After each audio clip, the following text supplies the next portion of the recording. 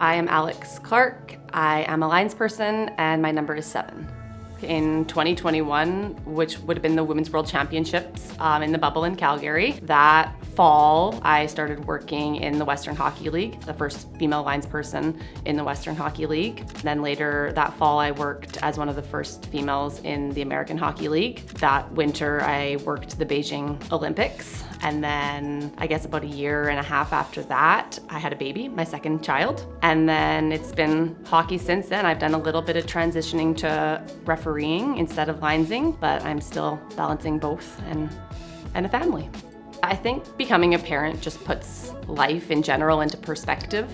And for me, it's given me a really good perspective that I can leave hockey at the rink at the end of the day. It's an easy way to help get my mind off of the game, because at the end of the day, I'm coming home and I have 2 kids that are waiting there, excited to see me, and life is bigger than just what happens at the rink. That perspective has been a wonderful shift for me.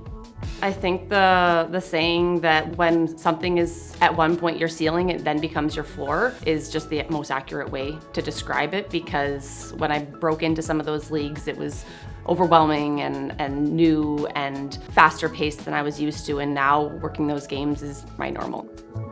I definitely don't train the same way I did 3 years ago. 3 years ago, I did whatever I enjoyed doing, and that wasn't always what made me a better official on the ice. So I've had to adjust a little bit. I love endurance sports, so I love long distance running and cycling and swimming and all of that, and I still incorporate those into my training, but I've had to incorporate a lot more strength, a lot more speed, agility, power, things that I don't love maybe quite so much, but things that have helped me on the ice quite a bit to keep up to that game and the pace of the game as it evolves. For me, the Olympics is a build-up. It's a 4-year build-up, and teams, athletes, they compete at World Championships every year building up to it, but that peak is the Olympics. So they're building their performance all the way up to that Olympic Games. And it's similar for officials. You're good and you're getting better with the peak being at that Olympic Games.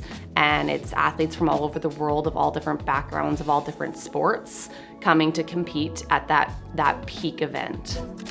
I love seeing new women come into these tournaments. It's fun to come back in a position where I've had success and I can maybe pose as a mentor for some of them, because at the end of the day, I have an end in my career path and a lot of these women have a further end than me. So if I can have some sort of an impact on them and I can make friends with them and we can build lasting relationships that make the game better, I think that that's everybody's goal.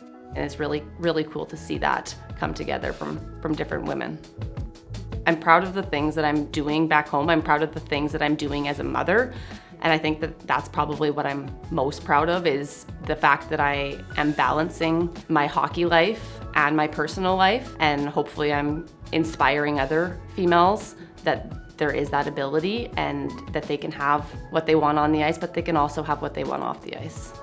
Every time that you hit a goal in your life or you do something that levels you up, you become a different person. For me, as soon as I had children, I became a different person. When I had a second kid, I became an even different person. And I think just the ultimate growth on the ice, off the ice, holistically, as an official, but also as a person, I'm gonna continue to evolve, and I think it's only gonna transpire into a better person.